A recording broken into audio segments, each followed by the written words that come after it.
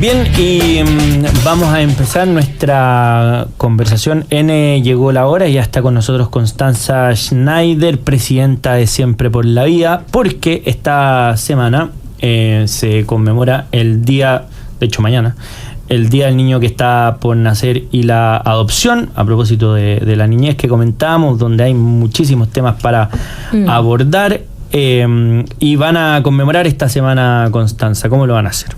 Hola José Francisco, hola Mara, muchas gracias por la invitación. Bueno, como tú bien decías, mañana, 25 de marzo, es el día del que está por nacer y la adopción.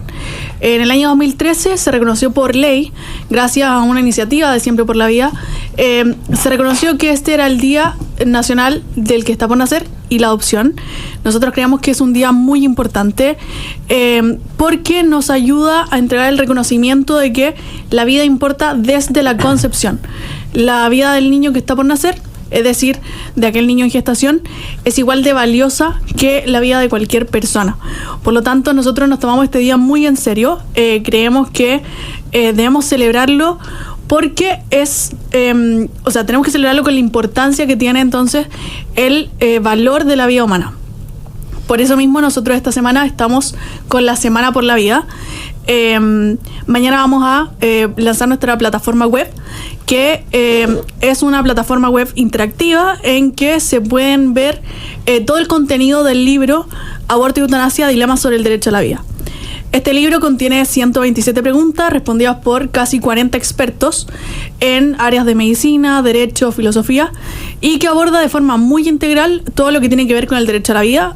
Aborda el valor de la vida, el aborto, la eutanasia y también los dilemas éticos compartidos entre aborto y eutanasia. Es una plataforma web completamente gratuita para que todo el mundo pueda tener acceso a esta información. Nosotros en Siempre por la Vida siempre hemos creído que la formación es clave para lograr tener un Chile pro vida. Creemos que mientras más información llega a la gente, es muchísimo mejor para poder crear esta conciencia del valor de la vida en los chilenos.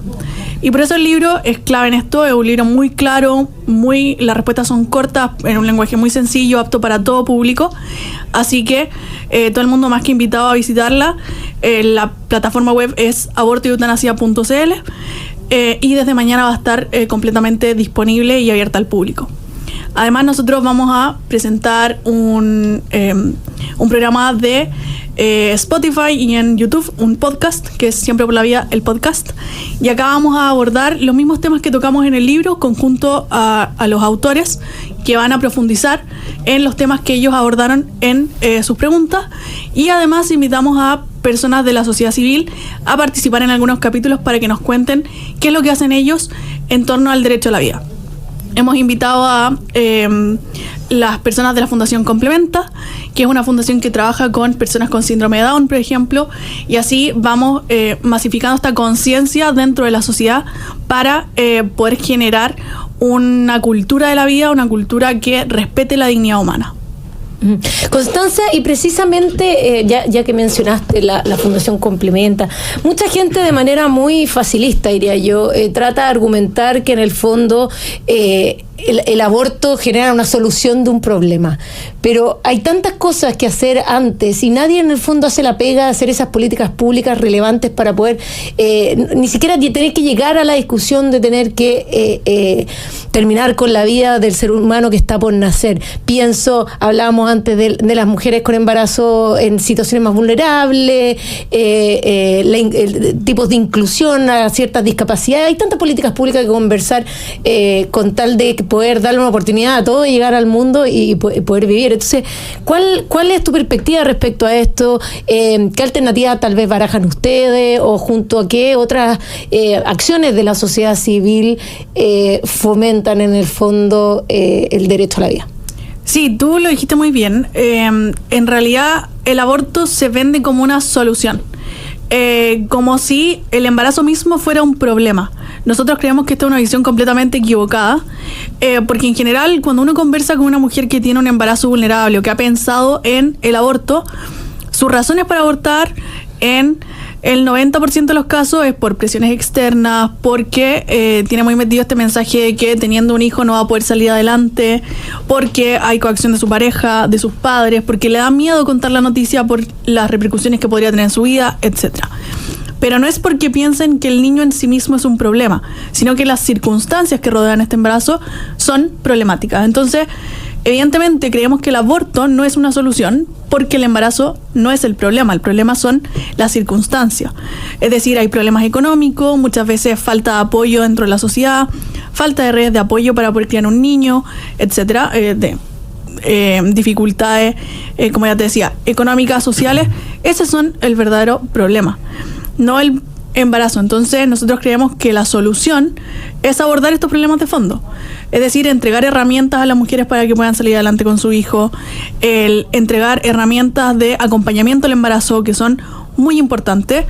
En muchos países se ha demostrado que las mujeres que piensan en abortar, cuando pueden acceder a una ecografía, escuchar los latidos del corazón, cambian pero rotundamente de idea en cuanto al aborto.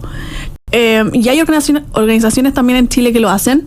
Estoy pensando en Chile Unido, en Mater Filius, que dan acompañamiento a mujeres que tienen embarazos vulnerables y las acompañan entonces tanto en el proceso del embarazo como después de su embarazo para poder generar esta red de apoyo y también darles herramientas para que el día de mañana puedan salir adelante, pero con sus hijos, porque el niño mismo no es el problema.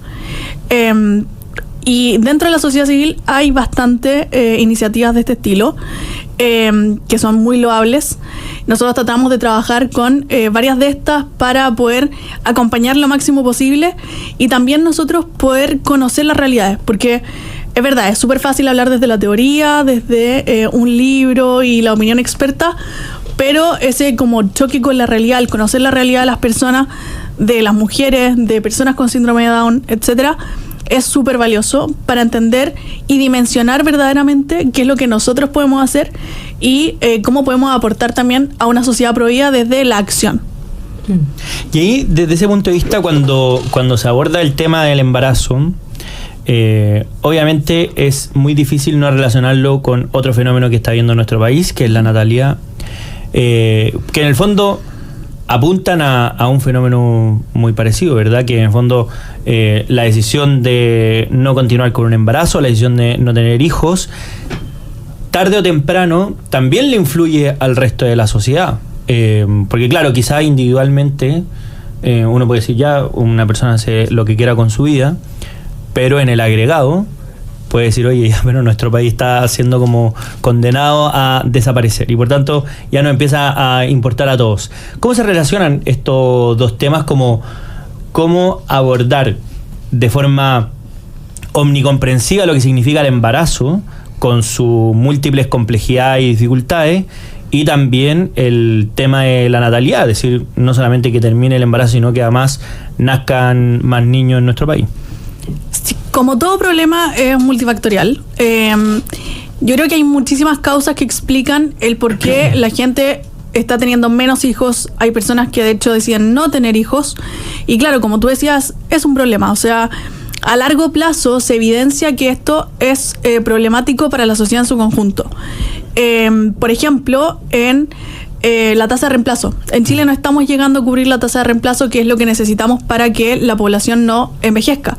O sea, nuestra población se está haciendo más vieja y eso tiene como contrapartida que va a haber muchas más personas en edad de adulto mayor, menos personas con edad de trabajar, es decir, menos fuerza laboral, menos demanda de producto, y uno piensa, nacen menos niños y ¿qué vamos a hacer con la cantidad de colegios que tenemos? Quizás va a haber demasiados colegios para la cantidad de niños que va a haber en el futuro, ya pensando más bien a largo plazo, y eso como en tema de políticas públicas, pero en el tema familiar también importa. O sea, niños que no van a tener primos, que no van a tener tantos tíos, que la red familiar se va achicando y se va debilitando, y eso también evidentemente tiene un impacto en cómo nosotros concebimos la sociedad en general. O sea, familias más pequeñas van generando una sociedad muy distinta a la que conocemos hoy en día. Y claro, lo que tú decías es muy cierto. O sea, podemos ver que hay ciertos elementos comunes entre este descenso de la natalidad y también este quizás mensaje que se entrega a la sociedad de que el embarazo es un problema, que el tener hijos es un problema para las mujeres, que el embarazarse o el tener hijos va a impedir que tengan proyección laboral, hace más difícil el poder progresar en la carrera, hace más difícil el tener un desarrollo personal más allá de la maternidad. Y también hemos cambiado bastante como sociedad el ver que el rol de la mujer no es solamente la maternidad, sino que también hay otras expectativas, pero también eso va incidiendo entonces en cómo vemos la natalidad, que las mujeres empiezan a tener hijos a mayor edad, y eso también incide en que se tienen menos hijos por la ventana de edad fértil, que es un hecho biológico que no podemos negar. Entonces hay varios elementos que van incidiendo en esto y que, bueno, hoy en día ya vemos mucho más como un tema de problema social en el tema de políticas públicas y no tanto como un tema valórico como se veía hace, no sé, 10 años, una cosa así.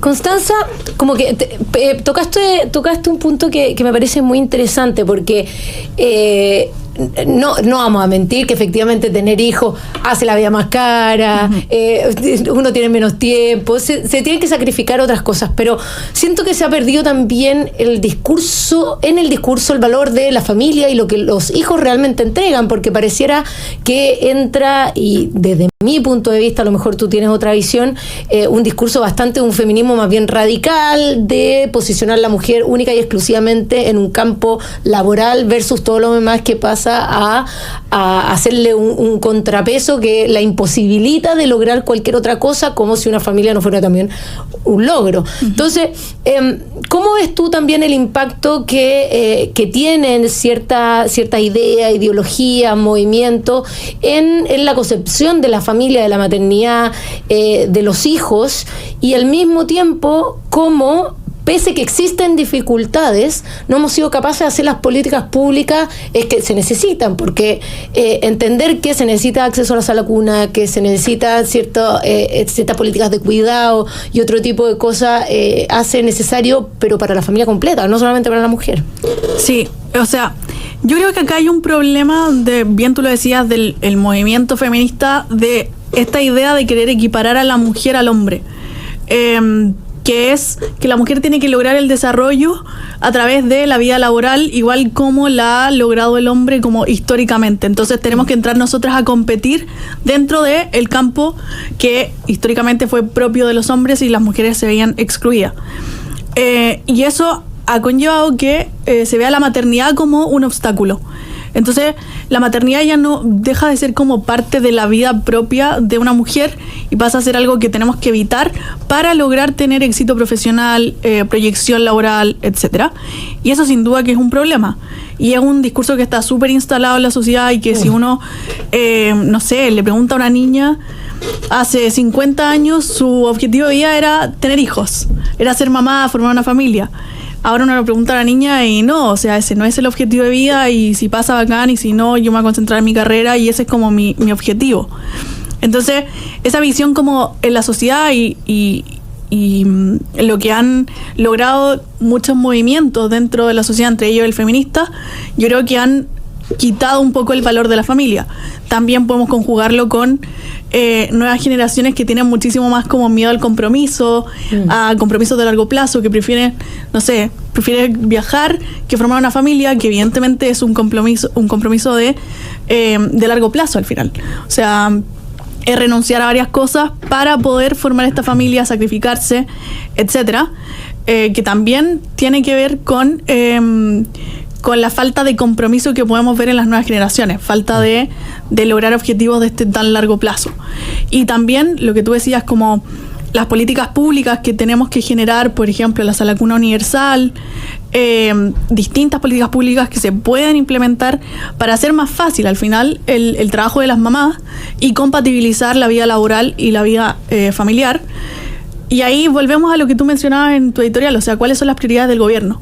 Porque nosotros vemos que la prioridad ha sido impulsar el proyecto de ley de aborto libre. Pero no se ve la misma preocupación en cuanto a el proyecto de sala cuna universal, de entregar a las mujeres más apoyos económicos dentro de la maternidad, apoyos sociales, fortalecer lazos familiares, etcétera, no lo vemos muy presente. De hecho, la ministra de la Mujer le preguntaron hace unos días en CNN si es que el proyecto de ley de aborto libre iba a estar de la mano del acompañamiento a las mujeres para que fuera disuasivo del aborto. Es decir, el entregar herramientas para que las mujeres pudieran salir adelante con sus hijos. Y lo negó, o sea, se fue un poco por las ramas y como que no abordó el tema y dijo que iba a haber acompañamiento, pero que no iba a tener como objetivo entonces el evitar el aborto, sino que el lograr esta como decisión libre de la mujer de abortar o no abortar. Entonces, ahí vamos viendo cuáles son las prioridades del gobierno, cuáles son los objetivos que tienen a través de el impulsar estos proyectos de ley. Y hay una última cosa que, a propósito de esto mismo que estaban conversando, las prioridades legislativas de este gobierno, hubo una polémica entre el cardenal Chomalí y la ministra de la Mujer respecto a los príncipes de la Iglesia, pero pareciera que va a estar en la agenda de este año. Obviamente es como cuando los gobiernos usan los conflictos internacionales para distraer la atención, como el de Bolivia ahora. Un poco también se recurre a esto para emplazar sobre todo a la discusión en candidaturas presidenciales. ¿Cómo se ve ese escenario para este año, la discusión del aborto y la eutanasia, Connie? Bueno, el proyecto de ley de eutanasia está en el Congreso desde el año 2018. Se mencionó por ahí que el gobierno iba a presentar indicaciones al proyecto de ley para que así pudiese avanzar en su tramitación. Ya está en segundo trámite. Entonces podría, a través de las indicaciones que se ingresen, avanzar y lograr aprobarse este año, que recordemos obviamente es año electoral, el último año de gobierno. Entonces se tratan de impulsar la agenda del gobierno, y que esto sería más bien la agenda valórica. En cuanto al proyecto de ley de aborto libre, acá la ministra de la Mujer dijo que el proyecto de ley de aborto libre se va a presentar al Congreso una vez que el reglamento del aborto en 3 causales esté aprobado por Contraloría. Entonces, este reglamento lo que busca es limitar la objeción de conciencia, entre otras cosas, y una vez que Contraloría lo apruebe y tengamos finalmente el reglamento, dijo la ministra de la Mujer que se presentaría el proyecto de ley de aborto libre, que no tenemos muchas noticias de qué se va a tratar, pero ya ha dicho que se tomó muy en cuenta para su redacción el proyecto de ley de aborto de Alemania, que el límite se va a fijar en las 12, 14 semanas, y no tenemos mucha más información al respecto porque todavía no se presenta el proyecto de ley. Bueno, son interesantes estas discusiones, sobre todo como avanza como una pendiente resbaladiza. Al principio dicen, no, mira, solo algunos casos súper excepcionales, y después ya vamos por aborto con plazos nomás. Bueno, interesante. Pero en la convención, en el proceso constituyente no había ni plazo, no había nada. Era como, además era divertido porque era como nadie puede tocar el cuerpo de una mujer, ni en contra, ni era, o sea, nada. Sí. O sea, sí, exactamente. Increíble. Bien, le agradecemos a Constanza Schneider, presidenta de Siempre por la Vida. Muchas gracias por habernos acompañado hoy en Llegó la Hora. Muchas gracias, Constanza. Muchas gracias a ustedes por la invitación. Nosotros nos vamos a una breve pausa y ya volvemos con más Llegó la Hora en Radio Agricultura.